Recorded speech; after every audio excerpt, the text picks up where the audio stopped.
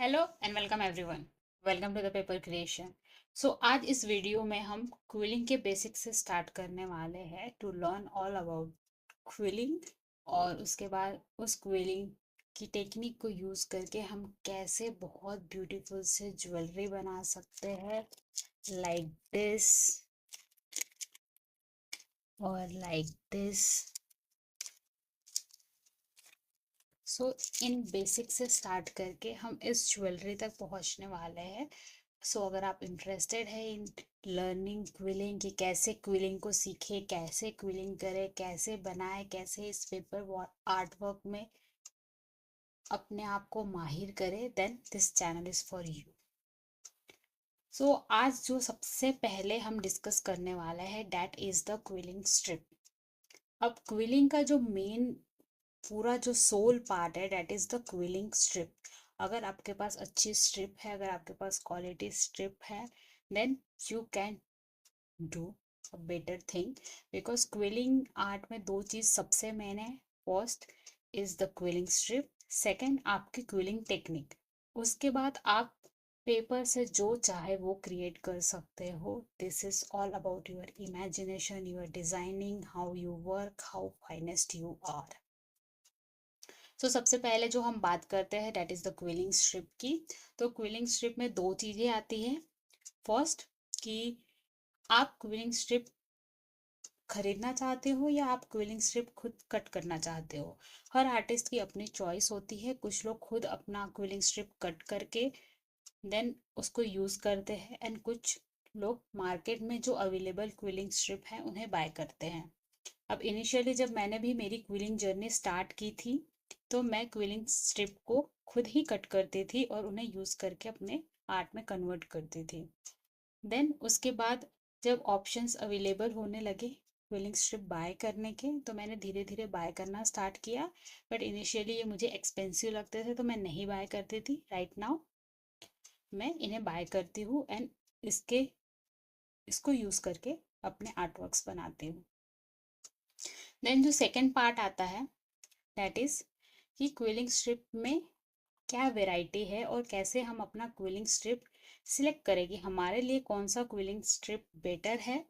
जो हम जिस चीज़ को हम बनाना चाहते हैं उसके लिए हम कैसे अपना क्विलिंग स्ट्रिप डिसाइड करें। क्विलिंग स्ट्रिप में डिफरेंट डिफरेंट वेराइटीज़ है। फर्स्ट तो विड्थ है। जैसे कि ये जो क्विलिंग स्ट्रिप है ये 1 mm विड्थ पेपर है। आप देख रहे होंगे कि ये काफ़ी फाइन है, बहुत ही ज़्यादा फाइन है, बहुत पतला है, काफ़ी मतलब बहुत फाइन है।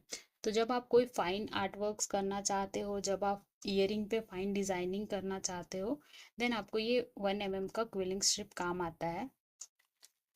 एग्जाम्पल के तौर पे ये जो क्विलिंग ईयरिंग है इसका जो बैक है this is not the 1 mm quilling strip, but इसके ऊपर जो आर्ट वर्क किया गया है this is from the 1 mm quilling strip.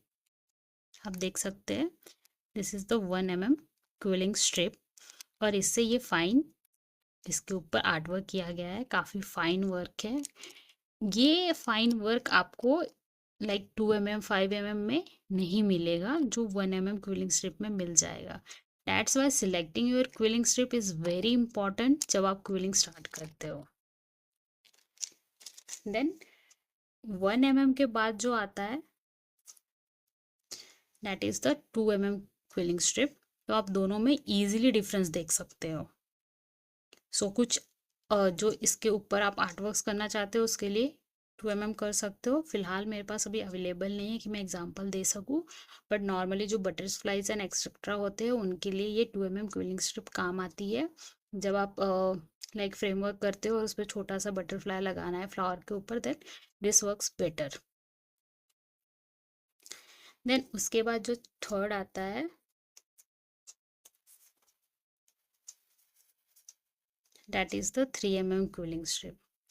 आप इजीली इनमें डिफरेंस देख सकते हो, 1 mm quilling strip, 2 mm quilling strip, 3 mm quilling strip. तो मेरे जितने भी मैक्सिमम आर्ट वर्क है that is from the 3 mm quilling strip. Specially जो मेरी ज्वेलरीज है लाइक ईयरिंग्स, उसके बाद ब्रेसलेट हो गया, देन ब्रासलेट के बाद नेकलेसेस हो गए, एंड बाकी जो सारी चीज़ें हैं वो मोस्टली मेरे 3 mm क्विलिंग स्ट्रिप से होता है।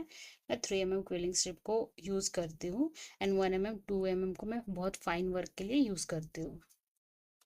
सो जैसे कि ये वाला जो ज्वेलरी है, ये जो ईयरिंग है जो मैंने बनाया है, this is from the 3 mm quilling strip. ठीक है, तो आप देख सकते हैं that is 3 mm quilling strip. इस पूरे ईयरिंग में only 3 mm quilling strip use हुआ है, और 3 mm क्विलिंग स्ट्रिप यूज करके मैंने ये बनाया है। अब हाँ, इस चीज को कोई 2 mm क्विलिंग स्ट्रिप से भी बना सकता है, कोई 5 mm क्विलिंग स्ट्रिप को भी यूज करके बना सकता है, but there will be a huge difference. आप सब इयरिंग्स को आप खुद बना लीजिएगा, आप कंपेयर कीजिएगा। फिलहाल मेरे पास कंपैरिजन नहीं है, अदरवाइज मैं कर देती। बहुत डिफरेंस आएगा, बहुत ज़्यादा डिफरेंस आएगा। ये जो 5 mm का क्विलिंग स्ट्रिप है, ये तो मैं मोस्टली जो फ्रेमवर्क्स है उनको बनाने के लिए यूज़ करती हूँ। आप इनको बाकी प्रोजेक्ट्स के लिए भी यूज़ कर सकते हैं, सबकी अपनी अपनी चॉइस होती है, बट मैं इसको फ्रेमवर्क के लिए यूज़ करती हूँ।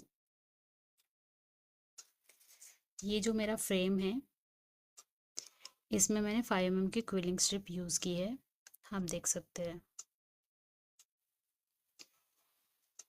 नाउ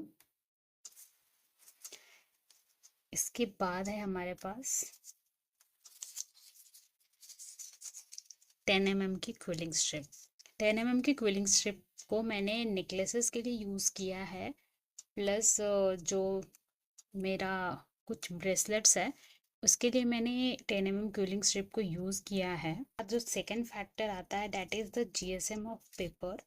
लाइक ये जो पेपर आप देख रहे हैं, this is of 90 GSM. Mostly 80 से 100 के बीच में आता है, दिस इज़ ऑफ 90 जीएसएम। तो ये जो पेपर है, इसको फोल्ड करना इजी होता है, क्विल करना इजी होता है। लाइक कि जब आप क्विलिंग प्रोजेक्ट बना रहे हैं, तो जो आपका 90 mm का जीएसएम पेपर है उनको क्विल करना इजी होता है। ये ज़्यादा हार्ड नहीं होते, ये इजीली फोल्ड हो जाते हैं। देन इसके बाद जो सेकंड आता है that is the about 200, that is mostly between 250 to 300 GSM paper. इसके बीच का भी एक आता है that is of 150 GSM around और 120 जीएसएम अराउंड, वो भी बहुत लोग यूज़ करते हैं। सो ये आउटर्स पार्ट्स के लिए यूज़ होता है। इनको फोल्ड करना इजी नहीं है, अगर मैं दिखा सकूँ तो there is a huge difference in thickness. जब जीएसएम चेंज होता है तो जो पेपर की ये जो थिकनेस होती है वो बहुत ज़्यादा चेंज होती है। जैसे कि अगर मैं इसको फोल्ड करना चाहूँ,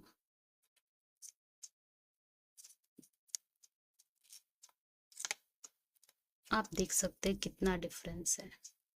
आप इस पेपर को यूज़ करके ये नहीं कर सकते हैं, और इस पेपर से जो ये पेपर काम करता है वो नहीं कर सकते हैं।